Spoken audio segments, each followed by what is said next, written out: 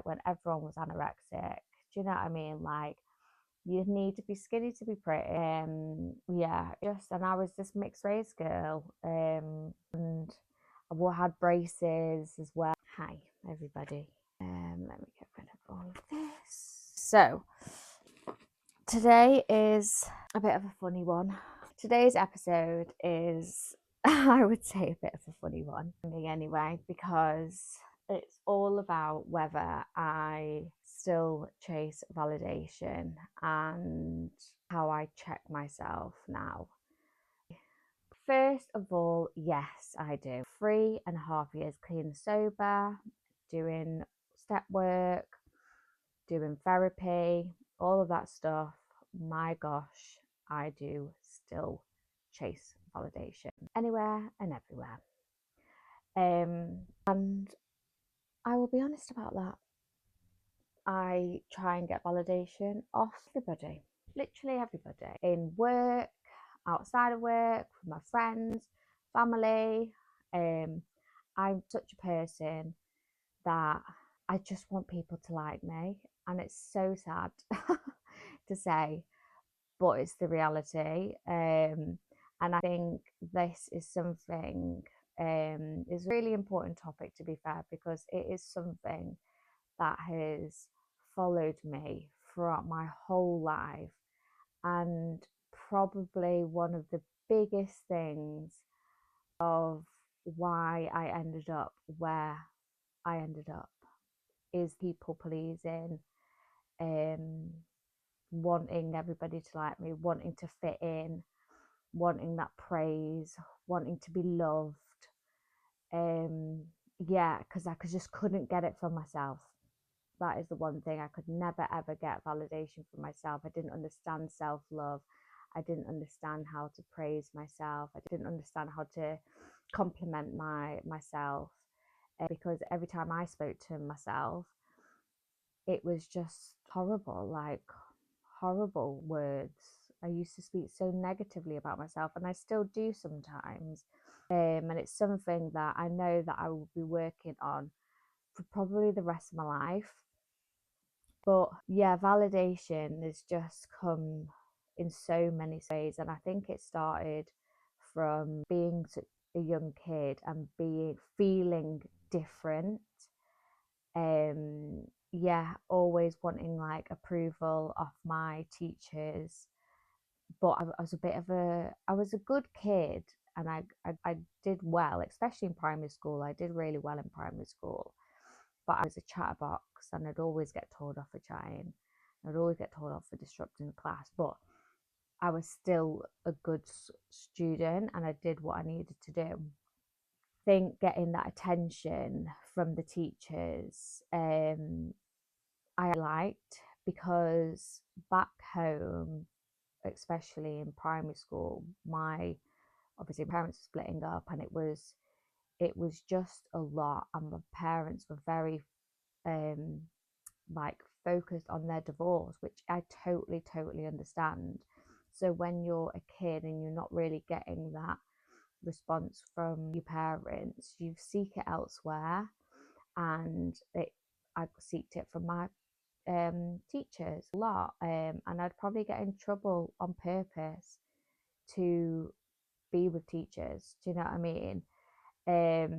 And that followed through for like my whole of my high school, um, probably more so in my high school. And I would find certain like teachers would really gravitate towards them. Say, for instance, my graphics teacher, Mr. Vance, absolute legend. But I would spend all my lunches there, and I really wanted to make him proud. And I ended up getting a double A star in my graphics. So I think I made him proud. But it's validation is a big one for me. And it most definitely falls when it comes to men. Wow. I think that may be a case of not really having. I did have my dad was there, like, don't get me wrong, my dad was always there, but he used to work all the time, and the stuff that I wanted to do wasn't like he had thought that I would want to do, say, get into medicine, get into a science subject, and I was creative, and I just totally did the opposite to what my dad wanted. But I always wanted him to be proud of me, and I just didn't understand why he couldn't be proud of me. Even though he was, it was just a different way of showing it. So I think because of that and other factors that have taken place in my life around men, I've had this thing where I just completely submit to my men. And I think as well, like in high school, where it was kind of like a popularity thing of like, who were you getting with?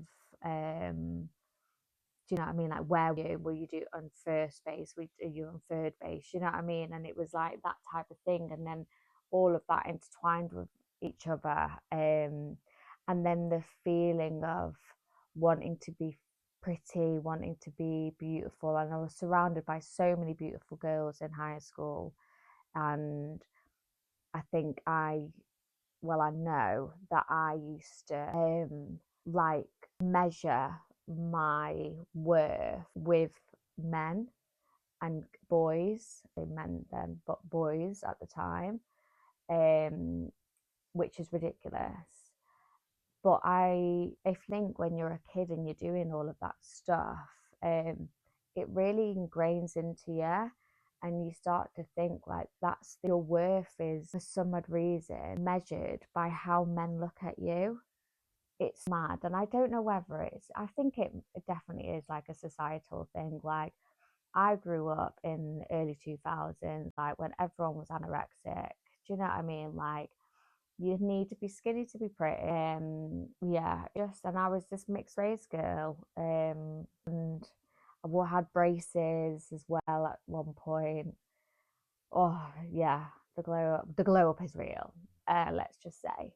But I used to always try and get validation off men. And I remember this one person from my high school that he was my best friend, and I was so madly in love with him. And I would try, and we would do stuff and stuff like that, and it's so messed up. But like, I think every girl goes through that stage, and I think that's really makes that whole like worth, gonna get you worth from a man, when your supposedly best friend is using you. Do you know what I mean? For that kind of stuff. So yeah, I think so much things took place in my life that made me crave that validation of men, especially. But like I said, it falls into work as well. Like, I want my teachers to be proud. I want people to tell me that they're proud of me. I want my friends to like me. But doing that, I was never really like, I think it stopped me from giving my all to people as well, because I was always fluttering from one group to another group. I needed to be friends with everybody. Do you know what I mean? So I think that hindered me a lot, wanting people to like me. And I just allowed a lot of my morals and my values to be trodden on, really, in my growing up, because of it. So in recovery, I've really, really tried to work at that. But please know that I am a work in progress. Like, I mess up with this stuff all the time, and I find myself flirting with men to feel that sense of like, oh, I'm worthy. Do you know what I mean? Yeah, it's crazy. It's crazy. But then there's some other part of me that loves it. Um, but it's the after part. It's the after, when I think in my head, I'm like, why did I act like that? Do you know what I mean? Why did I do that? Why did I say that? Yeah. So it's a weird one. I do have to really, really check myself. But it's hard when some behavior that you've had ingrained in you for so long, it's so hard to just snap out of it. And that's why we say in this recovery, it's a daily reprieve. Like, it's a daily maintenance. Like, every day we try and look at our behaviors and we try to change them. So yeah, it is a difficult one, but wholeheartedly, definitely still do it. But one thing that I have to do, and what I'm trying to do, is to counteract it and try and get the validation from myself, from my self-worth, from my self-love, is obviously speaking to myself a lot more kinder, in my way I think about myself, like that internal monologue. I really need to like try and speak more positively. When people do say they're proud of me, just leave it as that, and don't. What I do is, like, they'll say I'm proud, and then I'll be like, right, I need to show them more. I need to more and more. Do you know what I mean? Where is I should just be able to just take that and acknowledge that myself, and then tell myself, yeah, you've done well. And I don't need to do any more to prove to anybody, because I've already done something really good. If that makes any sense. That made sense to me. But yeah, so the self, obviously, positive speaking to myself. One thing that my first sponsor told me to do is write post-it notes on my mirror, my bedroom mirror, and say, like, oh, it's so cringe, but like, I am beautiful, I am worthy, I am powerful, I don't know, whatever it may be. Like, obviously, as you can tell, but it's really good, and we should do it. You should do it, definitely, because it just reinforces that positive thinking about yourself. And another thing is, when I'm in that situation and I find myself doing it, I try and rein myself back in, at the time, obviously without the other person knowing or anything, but I'll switch topics, or I'll try and excuse myself, or, do you know, I'm getting myself out of that situation as soon as possible. Um, so yeah, I do that, and then I acknowledge what I've done. It's not like I've done, it's not that I've done wrong, because I don't see it as wrong. It just doesn't do well, do fees me, and no, what's the word? It doesn't help me with anything. Do you know what I mean? It just, I'm trying to get something that I want myself from other people. So it's like, why am I trying to get it off other people when I can give it to myself? Do you know what I mean? So it's not a wrong thing. I don't think it's a wrong thing. I think it's very natural to do this.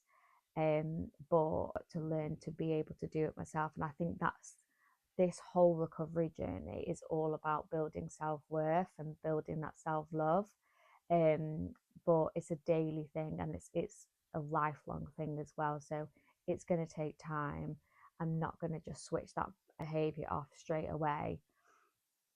So it's but so thinking positive about myself, and compliments, oh my gosh, I need to stop deflecting compliments. I don't know about you, but when anybody gives me a compliment, I just give it them straight back. Can't take it.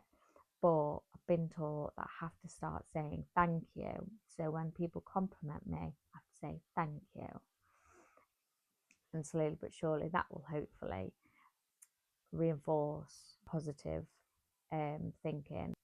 And thing is, like, with me, like, I've got my partner. Do you know what I mean? Like, what am I doing? But then again, she loves it, so it's ridiculous. Yeah, bad one. I need to cut that out. Yeah, I think it's a difficult one, because I think a lot of us addicts want to be loved and want to be liked, and we struggle with all those social norms, so we end up doing stuff that we probably don't want to do, to get that praise, to get that approval.